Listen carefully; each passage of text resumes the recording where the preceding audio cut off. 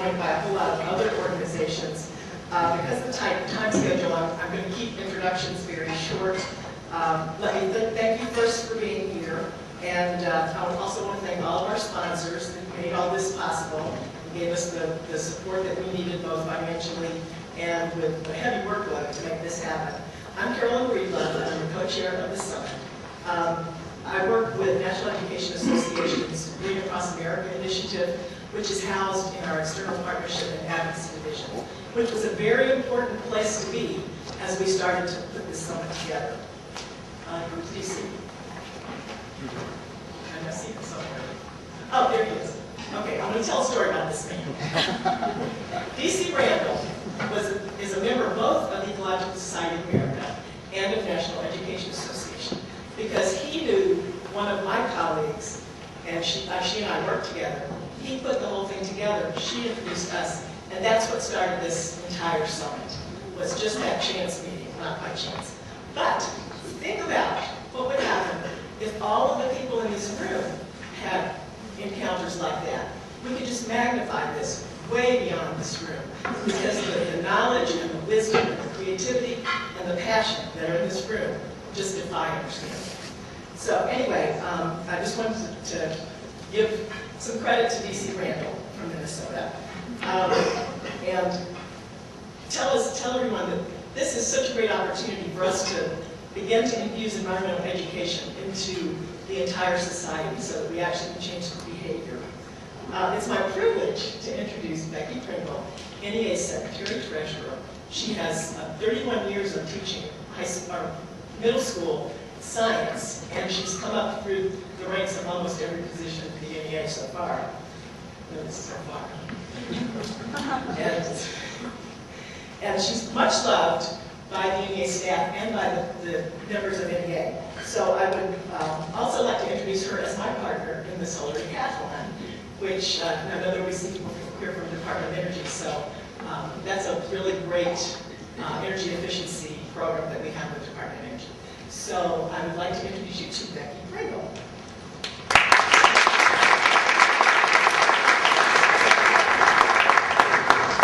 Thank you, Carolyn. It's so incredibly inspiring to have staff here at the NEA that understand, as you do, how important this topic is.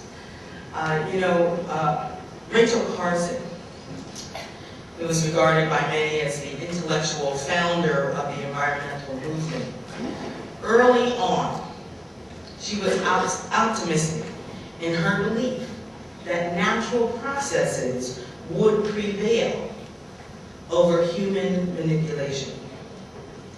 By the time she authored Silent Spring, Carson was no longer hopeful about the ability of the environment to protect itself from human interference.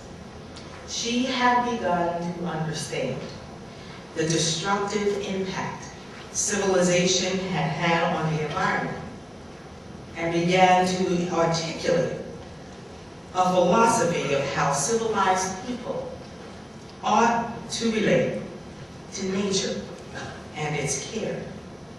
It is with that realization that she uttered these words. It is a wholesome and necessary thing for us to turn again to the earth, and in the contemplation of her beauties, to know of wonder and humility. Today, this song is about that wonder and that humility, making it our rallying cry. Let it fuel our sense of urgency to expand this collaboration to impact change today. As a science teacher of over 30 years, it is with great pride that I welcome you here to the National Education Association, and on behalf of our 3.2 million members, I invite you to participate in our 2010 Ecology and Education Summit. I am proud that our association is a leader in environmental literacy, and I'm excited about the opportunities to collaborate with others who are dedicated to making sure that a deep sense of respect for our environment is reflected in the choices we make as individuals and as a society. We are very excited to be co-chairing this summit with the Ecological Society of America because together we know the importance that our leadership is in the movement for environmental literacy and ecological sustainability. Now, I need to let you know that any members have been engaged in discussions around this concept of interdependence of humanity and nature for at least 3 decades.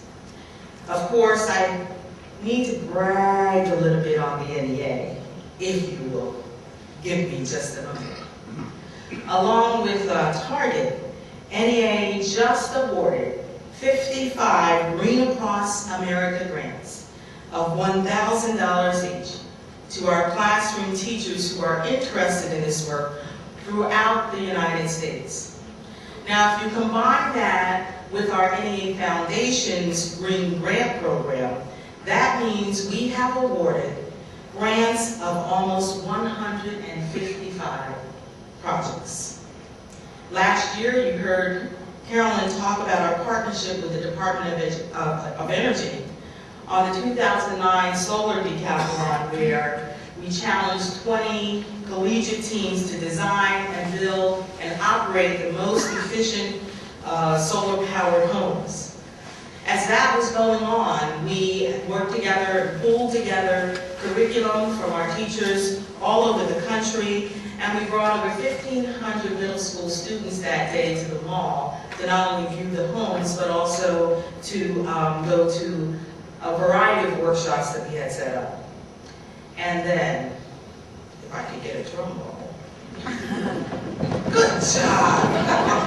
NEA's building is LEED Gold Energy Star certified. And it's something that we take very, very seriously. We continue to advocate for national policy that reflects the efficient use of all forms of energy, that provides research to develop new sources of energy, and stresses the rapid development of renewable energy. This summit is going to provide you with a unique opportunity to develop a plan of action that will allow us to create greater awareness and collaborate effectively toward building an environment that is healthy and sustainable. If we want our young people to see the importance of conservation, to be good stewards of natural resources, then we have to show them by example so they can help us lead the way. We have many exciting and thought-provoking sessions planned for you today. We have wonderful speakers lined up, and we built in time for you to meet each other and to share and learn and network together, so that we know, we are confident that you will leave here armed with new information and with new friends to advance this important work. Teddy Roosevelt, our 26th president, used his position to pave the way for environmentalists of the future. Setting aside land for natural resources and forests and advocating for the protection of our environment, he was focused on future generations and the condition of the earth they would inherit. It is his words that I want to leave with you this morning. The best prize that life has to offer is the chance to work hard and work worth doing. This is work worth doing. I look forward to a productive and a very hopeful conference. Welcome to the NEA.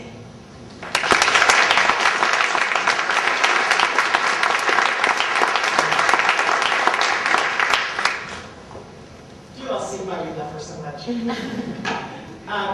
We're trying to get behind, so I'm going to be really brief in introducing our next speaker, who is Meg Wellman. She is the co-chair of the summit along with me, and it's been really challenging for her as an international traveler who's been all over the world while we've been planning this summit to step up and do what had to be done, but she's done it at every step. She's an inspiring person. She's just taken on a brand new job at the North Carolina Museum of Natural Sciences. She's got a very long list of bio items that you can find on the table outside. She got seriously involved in her love of nature at age 12 when she wrote a letter to the president of the Audubon Society talking about why she really wanted to do more with the environment and how she didn't know where the opportunities were. The surprising thing was he wrote her a handwritten letter back and gave her some suggestions, and that has changed her life.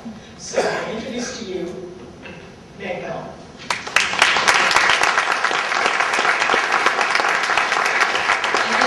Away my age. Now you know when I was 12 years old there wasn't internet. Thank you, thank you. This is an amazing culmination of, I think, about 5 years of incredible work. I would like to have one quick applause for that Teresa Murad. Where is she?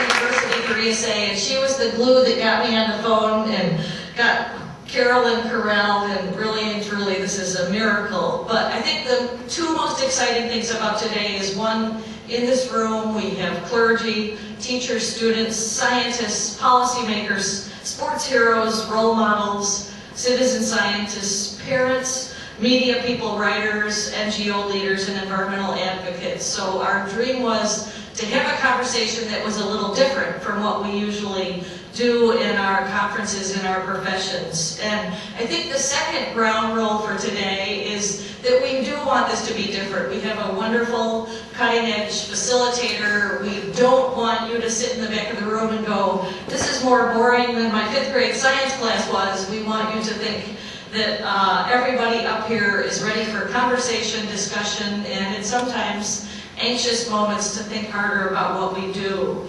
How many of you have ever written a grant for environmental education? Oh my gosh, amazing. How many of you ever wrote the grant and not got the grant? Okay, how many of you actually found out later that someone you knew also got a grant that you did get, and you thought, wow, their project is really great. You like their colleagues. But these are the sorts of things that we're looking at really deeply. Are we efficient? Are we effective? How can we create an Amazon.com so that you could go online and find the 5 people across the country or the world that might be working on exactly what you're interested in, saving you hundreds of hours, saving the taxpayer thousands of dollars, and perhaps making a more effective program. So we're excited to figure out ways in these conversations about how we might be able to do that. And this opportunity for 2 days is just to do exactly that. Not to produce a white paper, but somehow to create an action plan, to think about those people who need to be at the table, to think about the small steps that we might take, the low-hanging fruit, as they call it in business, to capture what might be a more effective process for all of us. Because I love Rachel Carson, and I'm so glad you brought her in the conversation, but I think she would be weeping because it's over 50 years since she said that, and I don't think anyone or anything has made as much difference as her books did, and I wish we could all make an effort in her honor and have some good things happen. I'm supposed to set the ground rules in 5 minutes or less, the history of how this came to be. That's a pretty daunting and impossible task, but I just wanted to list 5 things that I hope will be in the conversation and in the room. One really inspirational summit that occurred last month was the Sustainability Education Summit hosted by DOE, and Ron Sims got up and he said, I think there were tears in the room, zip code should not be a determinant of the quality of education your child receives. And that was just really, really important. The social equity, how do we deal with environmental justice, needs to be part of this conversation. Here's my old home of Florida, and you can imagine how hard it is for kids to get real nature in places like that. On the other hand, here's my new home, just kidding, but this is Ethiopia where I do my research, and these are where my students live. And the idea that we need to be global as well as national, I hope will be part of your thinking throughout this endeavor together. We also, in addition to social justice, think hard about the virtual versus real nature. Whether we like it or not, it's a quiet revolution going on where a lot of environmental educators want to get students outside, and a whole other group are encouraging virtual and gaming and other kinds of handheld worlds of science, which is really exciting to a lot of kids. Hopefully we can do both. I loved this paper in Nature. Some of you might have seen it last month, where one of the authors is the Foldit players. They recruited a whole gaming citizen science group to help them figure out the predictions of protein structures. So it's amazing to me to think about this new world opening up for all of us, where maybe somehow we can marry the virtual and the real nature. The other issue that we face is the complexity of science. Probably since Rachel Carson's day, the textbooks are bigger, the daunting task of sifting through material for our students is really enormous, and it all boils down to even the little things as well as the global and big things. Here's a sample that we just brought back from Ethiopia, 3,500 new species. I don't even know how we'll get started, because that was only sampling in 2 out of 35,000 little tiny patches of forest over there. But these are the issues that our kids will inherit from us. Number 4 item would be, how do we use technology? And how effective can it be? And can we use technology in a lot of places? Where I'm working here again in Ethiopia, there is no technology. They had never seen a laptop. They had actually never seen a butterfly net. And nobody had ever taught these kids the difference between an ant and a spider. Nobody had ever taught them what an ant even was. So we face a lot of challenges, I think, in how technology can work for us. And number 5, the toolkits. What are those tools we need for science and for education? This is a little embarrassing, but this is my son's research, and this is my research. So we have a lot of differences, but at the same time, we come to the table and all care about the planet in a big way. So with that, I'm hoping that all of you will use the jargon that we've learned. Think about these words that have been around in the conversation for 10 or 20 years, but at the same time, maybe move on and think about ways that we can really change from conversation to conservation to action in this case. And with 3 ground rules for every table, we want to think about ideas that have the most leverage, the small moves that might make the difference, and who else needs to be in the conversation. So those are the kind of things that I mentioned a little earlier that really will frame some of the breakout sessions, we hope.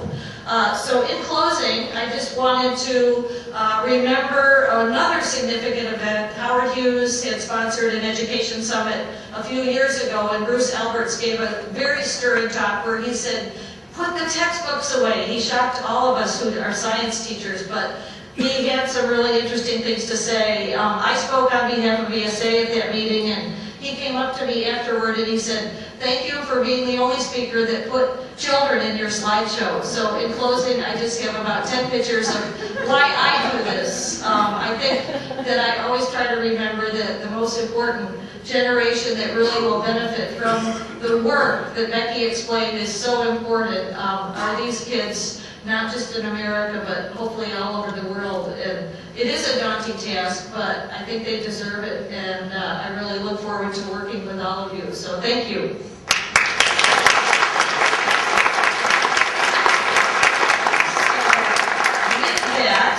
We now have a little station break. And by the way, you can go to the bathroom anytime. You don't have to wait for the break. And you can get coffee anytime. You're all such good students. But we will take 10 minutes, not 15. You need to get to know every person at your table. There will be a quiz. It would be fun to find out what inspired their passion. And later, you will also be required to think about what is the metric that you use to gauge environmental literacy. But for now, just find those people around the table and get to know them, and we will call you back in 10 minutes. Thanks.